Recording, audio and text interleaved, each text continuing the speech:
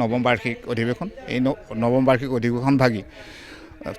শ্ৰীমন্ত শংকৰদেৱ সংঘ ভেৰগাঁও জিলা শাখাৰ কাৰ্যালয়ৰ লগতে কৌশিক সংঘৰ খেলপথাৰ, তাৰ লগতে পূব টংলা আঞ্চলিক যুৱ মঞ্চ, সাংস্কৃতিক যুৱ মঞ্চৰ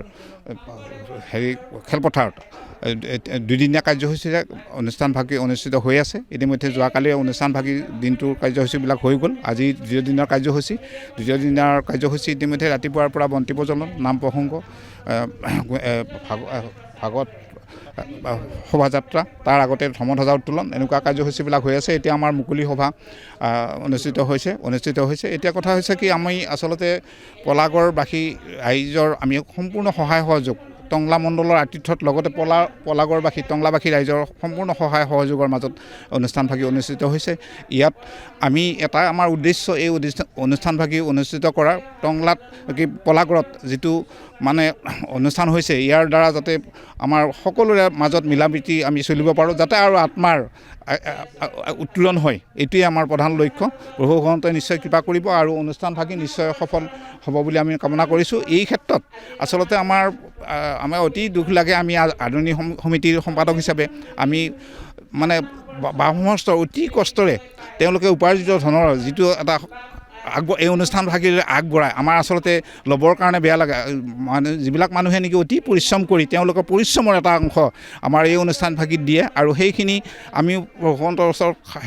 প্ৰাৰ্থনা কৰিছোঁ যাতে আমি সেই ধনখিনি যাতে সৎভাৱে মানে ব্যৱহাৰ কৰিব পাৰোঁ। আমাৰ উদ্দেশ্য সেইটো নহয় যে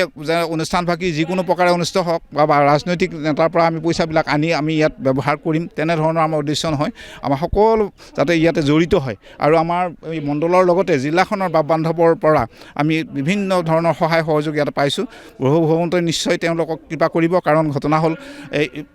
এই সৎ কামৰ কাৰণে কিবা এটা অংশ যদি নিয়োজিত কৰে, নিশ্চয় প্ৰভু ভগৱন্তই কৃপা কৰে, আৰু যাতে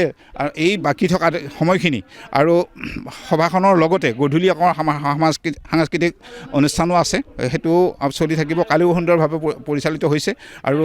যাতে এই অনুষ্ঠানভাগি সম্পূৰ্ণ গোটেইখিনি মানে যোৱাকালি যি হৈ গ'ল, আজি দিনটোৰ ভাগৰ গোটেইখিনি যাতে কাৰ্যসূচী মানে সুন্দৰভাৱে পৰিচালিত হয়, তাকে ভগৱন্তৰ ওচৰত কামনা কৰিছোঁ। আৰু লগতে আমাৰ ইয়াত মানে যি সংবাদসেৱীসকলেও আমাক এই অনুষ্ঠানভাগিত যথেষ্টখিনি সহায় কৰি আছে। ইয়াৰ আগতেও লাইখুটা অনুষ্ঠান বা আদৰণি সমিতি গঠনৰ ক্ষেত্ৰতে হওক বা যিকোনো ক্ষেত্ৰতে তেওঁলোকে নিশ্চয় প্ৰচাৰ কৰি আছে। আটাইখিনিকে আমি এটা সেৱা জনাইছোঁ। কৃষ্ণ। এইবেলি শ্ৰীমন্ত শংকৰদেৱ সংঘ ভেৰগাঁও জিলা শাখাৰ এই নৱম বাৰ্ষিক অধিৱেশন ভাগি এই পলাগড়ত জনাৰ্দন সমন্বয় ক্ষেত্ৰত নৱম বাৰ্ষিক অধিৱেশন ভাগ অনুষ্ঠিত হৈছে, আৰু ইতিমধ্যে 31 জানুৱাৰী আৰু 1 ফেব্ৰুৱাৰী এই দুদিনীয়া কাৰ্যসূচীৰে এই অধিৱেশন ভাগ অনুষ্ঠিত হৈছে। ইতিমধ্যে যোৱাকালি আমাৰ ৰাতিপুৱাৰ ভাগৰ পৰাই আমাৰ বিভিন্ন অনুষ্ঠানবিলাক সুন্দৰভাৱে হৈ গৈছে, আৰু আজি 1 ফেব্ৰুৱাৰী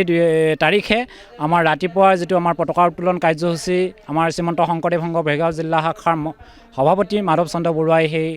উত্তোলন কাৰ্যসূচীভাগ ৰূপায়ণ কৰিছে, আৰু তাৰপিছতে আমাৰ বাৰে ৰহণীয়া সাংস্কৃতিক আৰু ভাগৱত শোভাযাত্ৰা অনুষ্ঠানভাগ আমাৰ অনুষ্ঠিত হৈ গৈছে, আৰু ঠিক দুপৰীয়া 11 বজাৰ লগে লগে আমাৰ মুকলি ধৰ্মালোচনী সভা অনুষ্ঠিত হৈছে। আৰু এই মুকলি ধৰ্মালোচনী সভাত আমাৰ শ্ৰীমন্ত শংকৰদেৱ সংঘৰ মূল কাণ্ডাৰী প্ৰধান সম্পাদক কুশল ঠাকুৰীয়া বাবা আহিছে, আৰু আমাৰ নিৰ্দিষ্ট বক্তা হিচাপে আমাৰ ভাগৱত ব্যাখ্যাকাৰ আমাৰ ৰন্তু শইকীয়া বাপগৰাকী আমাৰ মাজত উপস্থিত আছে।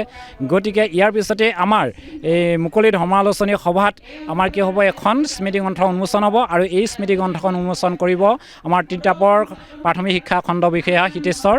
নাথ বাপগৰাকীয়ে। আৰু ইয়াৰ পিছতে আমাৰ নিৰ্দিষ্ট বক্তাৰ লগতে আমাৰ আমন্ত্ৰিত অতিথি, লগতে আমাৰ সন্মানীয় অতিথি, আৰু বিশেষকৈ আমাৰ বিশিষ্ট অতিথি আমাৰ আজি এই মুকলি ধৰ্মালোচনী সভাত উপস্থিত থাকিব। আৰু এই ধৰ্মালোচনী সভাত আজি প্ৰায় 5,000 পৰা 6,000 মানুহৰ যি সমাগম হৈছে, এই ক্ষেত্ৰত আদৰণি সমিতিৰ লগতে শ্ৰীমন্ত শংকৰদেৱ সংঘ ভেৰগাঁও জিলা শাখাই অতিকৈ উৎফুল্লিত হৈছোঁ, আৰু আমি আশা ৰাখিছোঁ যে এই শ্ৰীমন্ত শংকৰদেৱ সংঘ এই নৱম বাৰ্ষিক অধিৱেশন এই যি টংলা মণ্ডলত 4 চাৰিখন প্ৰাথমিক টংলা চাটিয়াপাৰা মিলনজ্যোতি আৰু সমবাৰ প্ৰাথমিক শাখাৰ আতিথ্যত হৈছে আৰু তেওঁলোকে প্ৰায় 6 মাহমানৰ পৰা এই অধিৱেশনৰ কাৰণে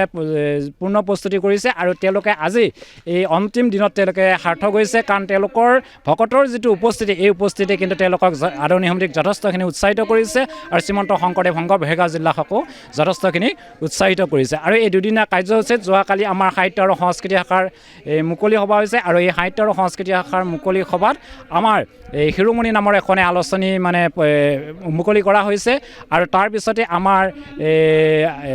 আইমাতৃ শাখাৰ মানে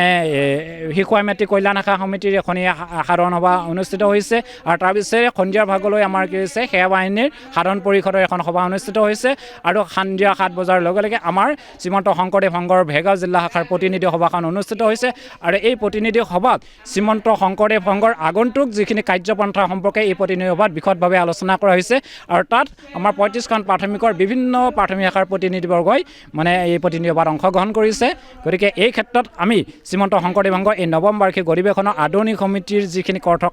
কষ্ট তেওঁলোকৰ আজি সাৰ্থক হৈছে আৰু আমি আশা ৰাখিছোঁ অনাগত দিনত মহাপুৰুষ গুৰুজনাৰ যি নীতি আদৰ্শৰ জৰিয়তে যাতে আমি শ্ৰীমন্ত শংকৰদেৱ সংঘৰ এই ধাৰাটো আমি যাতে আগুৱাই লৈ যাব পাৰোঁ তাৰ কাৰণে আমি প্ৰভু ভগৱন্তৰ ওচৰত প্ৰাৰ্থনা কৰিছোঁ আৰু সকলো ৰাইজৰ বাপ বান্ধৱসকলৰ আমি সহায় সহযোগিতা বিচাৰিছোঁ যিকোনো খবৰৰ বাবে যোগাযোগ কৰক আমাৰ এই নম্বৰত 9181 307 2221